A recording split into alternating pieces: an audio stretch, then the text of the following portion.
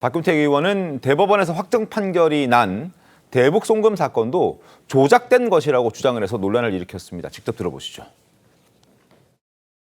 대북 송금 사건은 저는 조작됐다고 믿는 사람입니다. 일부는 보내지도 않은 것을 도박 자금으로 해외에서 사용한 것을 대북 송금 사건으로 다 둔갑을 시키고 그 배경에 이재명 경기지사가 관여한 걸로 저는 사건을 조작했다고 믿는 사람이기 때문에 대법원 판결이 났는데요, 유죄로? 예. 그럼에도? 예, 그렇습니다. 당사자들의 그 진술 있지 않습니까? 네.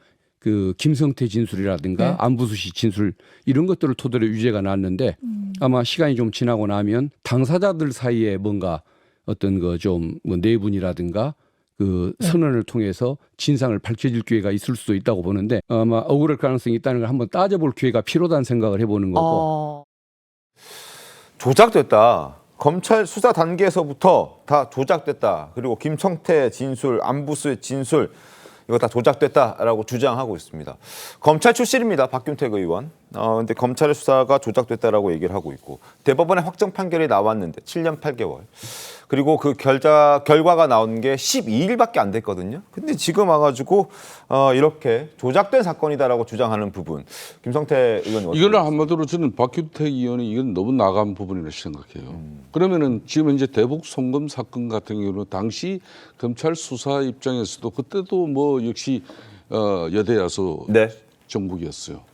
더군다나 그때는 또 문재인 정부 시절입니다. 문재인 정부 시절에 국정원이 바로 이 대북 송금 사건을 갖다가 조사를 해가지고 국정원 내에 보고서가 있었어요. 네. 그때 이미 이하영 부시장과 김상태 쌍방울 회장의 이 관련성이 국정원 보고서에서도 이 내용은 들어있는 부분입니다. 그럼에도 불구하고 이걸 7년 8개월의 대법원 확정형까지 난 부분을 가지고 네. 그걸 검찰에서 조작했다?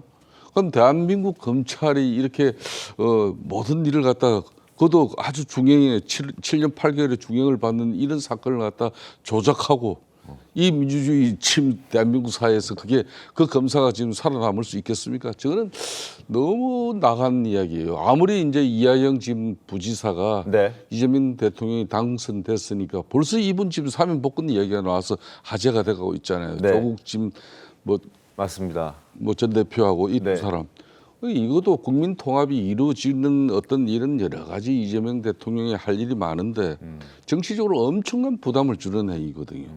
그러니까 왜 박균택 의원이 저런 이야기를 왜 하는지 과연 그러면 이하영 지금 부지사에 대해서 지금 대법 확정 판결까지 났기 때문에 만일 7월 뭐 전절이든 안 그러면 8월 뭐 네. 예, 강복절이든 이때 사면 복권이 이루어진다 칩시다. 네. 그러면 3년 전에 그러니까 강서구청장 보궐선거에서 김태우 전 구청장을 사면 복권시켜가지고 바로 출마시켜서 윤석열 정권이 그때부터 무너지기 시작한 거예요. 그렇듯이 왜 이재명 정부도 박균택 의원 같은 저런 사고를 가진 분이 저런 주장을 하게 되는지 이걸 국민들이 누가 납득을 할 수 있겠냐고요.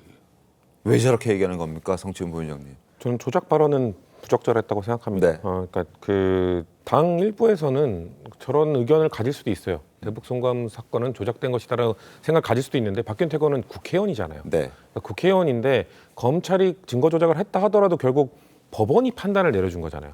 그러면은 법원의 판단이 검찰이 조작한 게 아니라고 판단을 내려준 거기 때문에 사법부, 입법부의 일원으로서 사법부를 존중하는 태도를 최대한 보여야 되기 때문에 저는 네. 의원으로서 매우 부적절한 발언을 하셨다고 보고요. 다만 박균택 의원이 저 발언을 하는 전체 맥락, 저 인터뷰에서 전체 맥락을 보면 사면 얘기가 나왔잖아요. 이게 사면 얘기가 나왔을 때 지금 이화영 전 부지사의 혐의가 대북 송금건도 있지만 이제 쌍방울로부터 이 불법 정치 자금을 수수한 그 네. 개인 비위건도 있거든요. 그러니까 두 가지를 분리해서 봐야 된다. 개인 비위건이 있기 때문에 이거는 사면하기가 어렵다라는 뉘앙스의 얘기를 하시다가 대북 송금권은 하지만 이거는 난 잘못됐다고 생각한다라고 발언을 하셨던 것이거든요. 그런 부분 사면에 관해서는 전 입장을 적절하게 내셨다고 보는데 왜냐하면 개인 비위가 있는 분의 그 정치인에 대해서 저는 사면하는 건 전 개인적으로 반대합니다. 그렇기 때문에 사면 반대 측의 그 뉘앙스로 얘기하신 건 전 동의를 했습니다만 국회의원으로서 조작이란 단어까지를 말하신 것은 저는 개인적으로 부적절한 발언이었다고 생각합니다. 이기명 변호사님, 법조인으로서 저 발언 어떻게 봐십니까? 근데 정말 좀 문제라고 생각이 되는 게 네. 사실 이게 우리가 일반 국민들도 이제 재판을 받는 당사자가 생길 수가 있고 네. 그래서 그런 경우에 이제 재판을 받았을 때 결과가 나왔는데 만약에 이제 이런 부분들이 이제 만약에 저런 이제 지위에 있는 사람들이 이 판결을 이제 믿을 수가 없다, 뭐 조작이 됐다 이렇게 주장을 하고 이제 법치주의에 따르지 않는 그런 모습을 보이게 된다면 사실 어느 대다수의 국민들이 이 법치주의를 따르게 될까 이런 우려가 나오는 지점이라고 생각을 하거든요. 네. 그래서 검찰에서 설령 조작을 했다 하더라도 본인이 재판 과정에서 충분히 방어권을 행사를 할 수가 있었습니다. 네. 그래서 1심, 2심, 3심까지 가서 이제 확정이 난 것이기 때문에 그럼 그 부분에 있어서는 결국 이제 재판부에서는 유죄가 맞다라고 이제 확정을 내려준 것이 맞거든요. 그럼 그 부분에 수긍을 하는 자세로 가는 것이 맞고 네. 그럼에도 불구하고 뒤에 이게 뭐 조작이 됐다라고 이렇게 의혹 제기를 하고 문제 제기를 하는 것은 뭐 개인적인 의견일 수는 있겠지만 그래도 그것이 이 법치주의를 해야 하는 우리나라의 기본 이 법 틀을 깰 수 있는 그런 이제 인식이다 보니까 조금은 발언 자체가 좀 과한 부분이 있다 이렇게 좀 생각을 하고 있습니다. 알겠습니다. 자, 그리고 사면 얘기가 나와서 드리는 말씀인데 이화영 전 부지사 지난 11일부터 셀프 사면 운동을 펼치고 있습니다. 야당에서 나오는 비판 목소리 한번 들어보시고 이야기 이어가겠습니다. 벌써 사면 얘기를 한다는 거는 이 스스로들이 자기들이 저질렀던 일들에 대해서 아직 반성한 부분이 아니라고 보고 우리 당 일각에서 얘기하는 것처럼 청구서가 될 수밖에 없는 거죠. 이화영 전 부지사뿐만이 아니라 지금 거론되고 있던 사람들 조국 전 대표 그리고 송영길 전 대표도 지금 사면 이야기가 끊임없이 나오고 있습니다. 그리고 일부 지금 더불어민주당 조국혁신당에서는 당연히 사면해주길 바란다라고 강력하게 아주 적극적으로 메시지를 내놓고 있는 반면에 민주당 내에서도 정성호 의원도 그렇게 얘기했더군요. 성추행 부위원장님. 네. 사면이 좀 과하다. 그러니까 조국 전 대표에게 주어진 혐의나 그 가족에게 주어진 혐의가 과하기 때문에 사면을 해줄 수도 있다라는 취지로 얘기를 하던데요. 근데 조국 전 장관의 일가에 대한 그런 너무 과도한 것 아니었냐라는 거에 공감하는 분들은 많을 거라 생각해요. 저희 네. 당 입장에서는.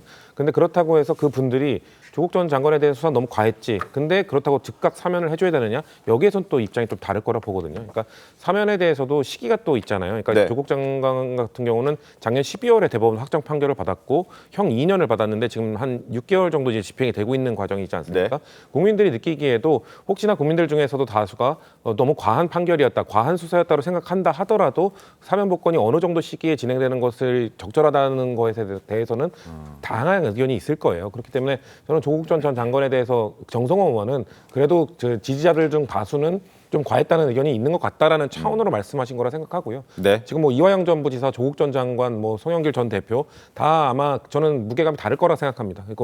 그리고 그분들이 지금 검찰의 독재 탄압 때문에 본인들이 받았다고 말씀을 하시면 이재명 정부의 지금 또 제일 과제 중에 하나가 이 검찰에 대한 개혁이지 않습니까? 네. 검찰 개혁을 좀 제대로 수행하기 위해서는 좀 힘을 받기 위해서는 초기에는 이런 이야기가 전 최대한 안 나오는 것이 좋다고 생각합니다. 검찰 개혁을 위해서는 최대한 정부 이재명 대통령에게 힘을 실어주기 위해서는 오히려 이런 이야기보다는 그런 것들이 좀 개혁이 이루어진 이후에 이것 봐라 검찰이 좀 개혁의 여지가 분명히 있지 않았느냐라고 얘기하면서 우리들에 대한 수사가 좀 과했다라는 주장을 하는 것이 저는 시기적으로 그게 좀 적절하지 않을까 생각합니다.